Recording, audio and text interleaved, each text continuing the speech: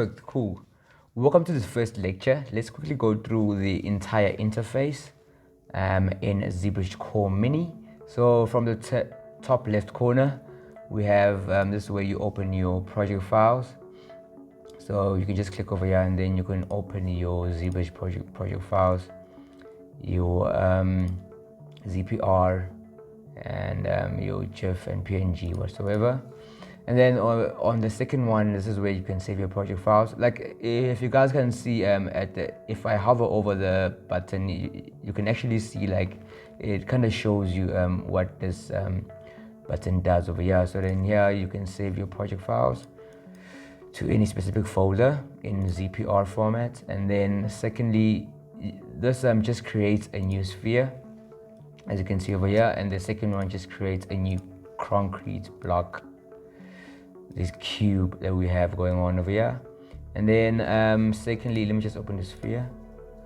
And then the next one, we have our symmetry. So symmetry basically helps you to, let's say you're sculpting on the left hand side and then it sculpts on the other side also. If I turn this off, you can see it only sculpts on one side. Okay, let me keep this on. And then the second one, we have our draw size. This actually increases the brush size, as you can see this blue line increasing over here like so. So the shortcut over here, you can just click on your keyboard S. So hold S on your keyboard and then left mouse click up and down to increase and decrease the draw size of your brush.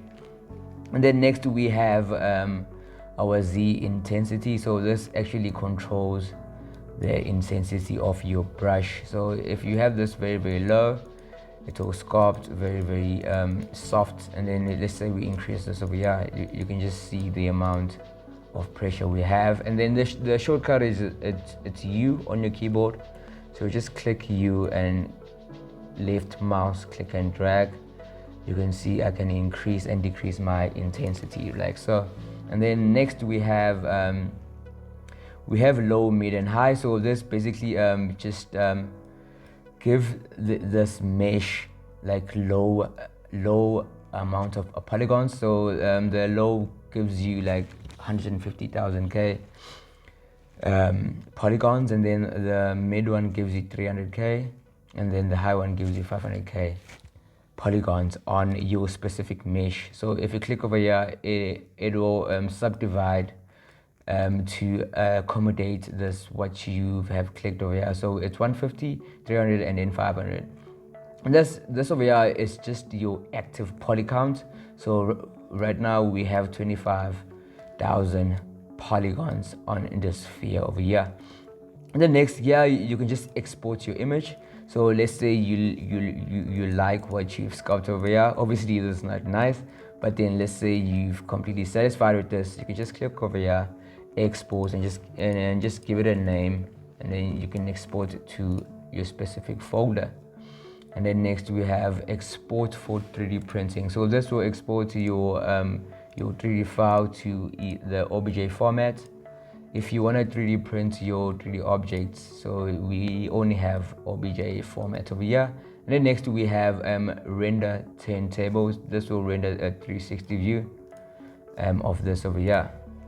As you can see, it turns 360 clockwise like so, and then you can save your movie over here. So you can save your turntables of your 3D models. Over here, it's self-explanatory. Upgrade to ZBrush Core, and then you can upgrade to the big brother ZBrush. Just click over here, and then the next one you can visit ZBrush Central. ZBrush Central, it's basically where you can find artists, where you can share your ZBrush artworks, and then you can also get like many inspirations from there. So if you want to know more, you can just visit ZBrushCentral.com.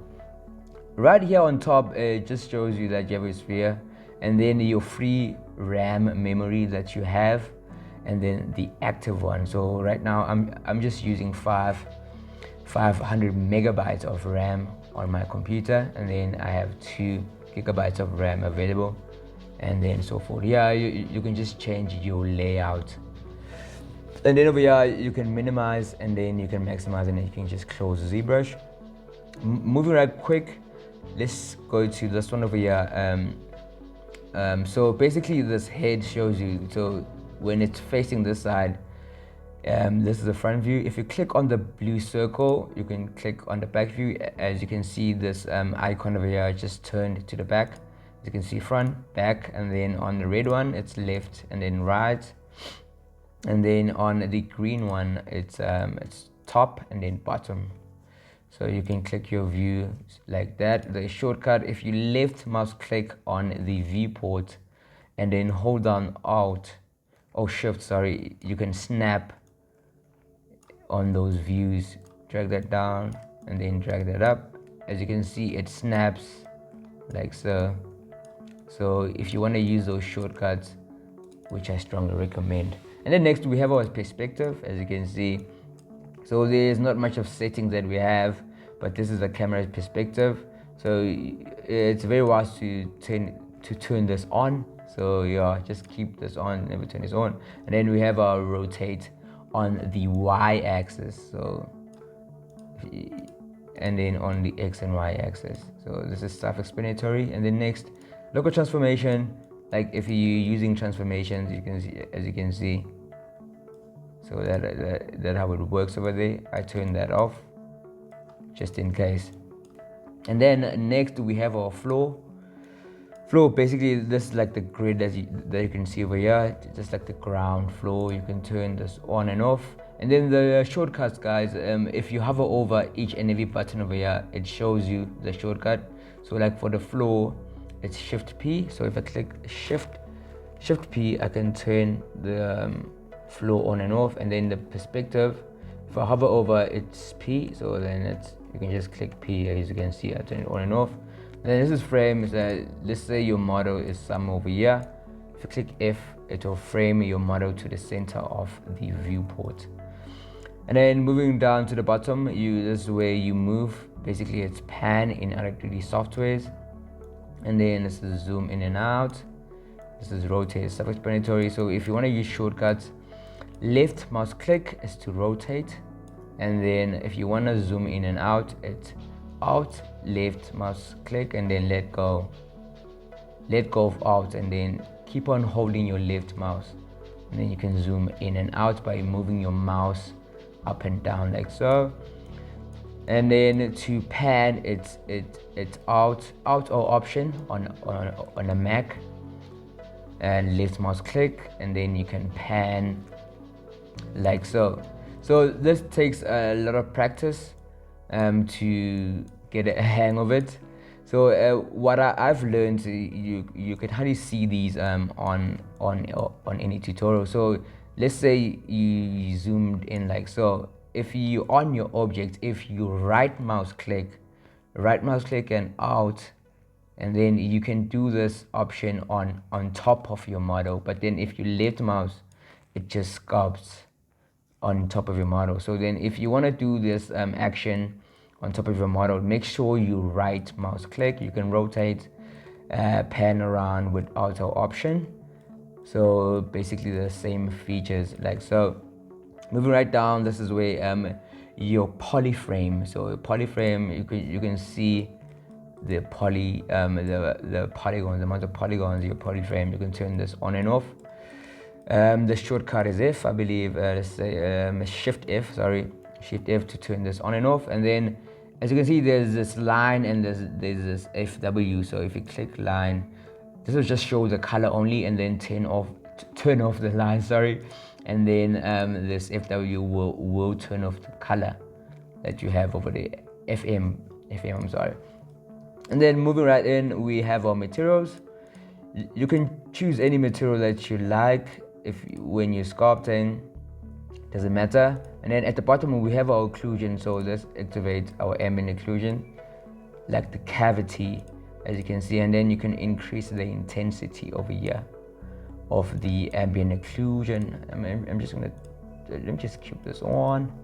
And then lastly we have okay, not lastly, here you can just choose your specific color for your 3D object by just moving this cursor. As you can see when I do it, let's say you want blue, and then I'm just gonna done that like that. And then lastly, we have our brushes. So we have our standard brush. So I'm not gonna go through all of them, but then just play around with them. Just click one of them. So clay with a brush, just build forms, and then inflate. Just inflate your mesh, and then pinch. As the name emphasizes, you pinch. You pinching the polygons. If I press Shift F, as you can see, those triangles are coming all together. And then the move brush, self-explanatory. And then the snake hook brush, almost like the move brush, but then it's more harsh. And then the slash brush, it's like it carves on top of your mesh. And then your H polish, it trims on your mesh. And then we have our chisel brushes, which I'm not gonna go through all of them. So when you guys have time, just make sure you play around with this. So in order for you guys to understand this, just make sure you take your time, practice, and that's when you're gonna understand this. So thank you guys for your time, and I'll see you guys on the next lecture.